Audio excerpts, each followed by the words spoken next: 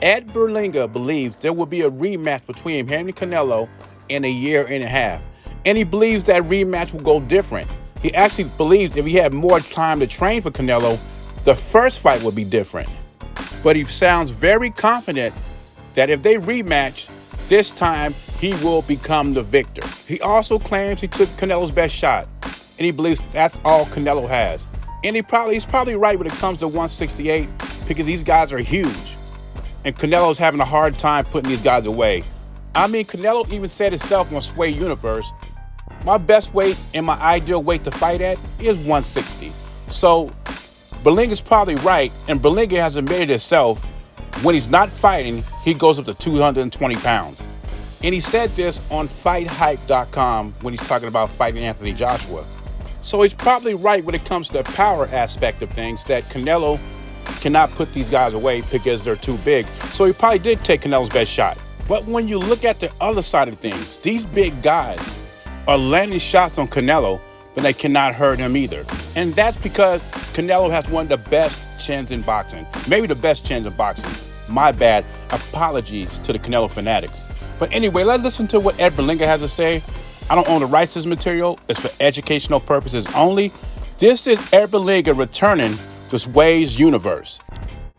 And I already know. I said I could take his best. I took his best shot. Yeah, I said he ain't doing nothing after this. You knew that, huh? Yeah. So, but I started noticing that he was getting frustrated. You know what I'm saying? Like he started doing weird. Like during the fight, you see he tried to. He was playing with his hands. Yeah. That's all being frustrated. Yeah. You know, you never see. I took Canelo out his element. Yes. He started like walking me, try to like fight me south, like Floyd, you know, with the Philly shoulder, shell. yeah. You know what I'm saying? Like stuff you never seen him do. And I was like, damn, like if I had a longer camp, you know, obviously because I caught a short notice for this fight. You know what I'm saying? Like when we got signed, obviously I was training, but I wasn't at camp.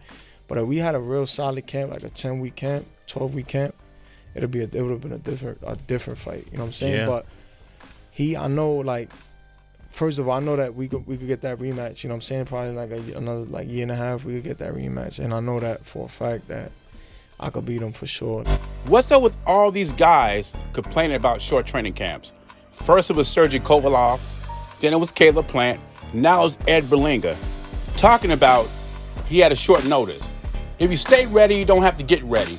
These guys get trained for a year and a half, and they still wouldn't have the skills and the IQ to beat Canelo Alvarez. And obviously, you don't have the power to hurt him because you would have hurt him in the last fight. The only way Berlanga can prepare for Canelo Alvarez is experience. And that's fighting top contenders like a Plant, a Munguia, a Benavidez, somebody that would get you ready for that level of opposition, or at least close to that level of opposition. As far as a rematch go, you had your opportunity. Canelo's moving on to bigger and better things. Unless Berlanga gains more popularity, beats elite competition, I don't see any of these guys getting a rematch with Canelo, Plant, or Berlanga. Only one I see possibly get a rematch with Canelo is Dimitri Bivol.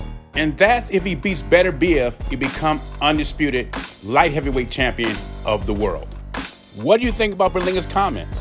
He says if he had a longer training camp, he will possibly beat Canelo, and he thinks he can beat Canelo in the rematch. Jay Beezy, I'm gone.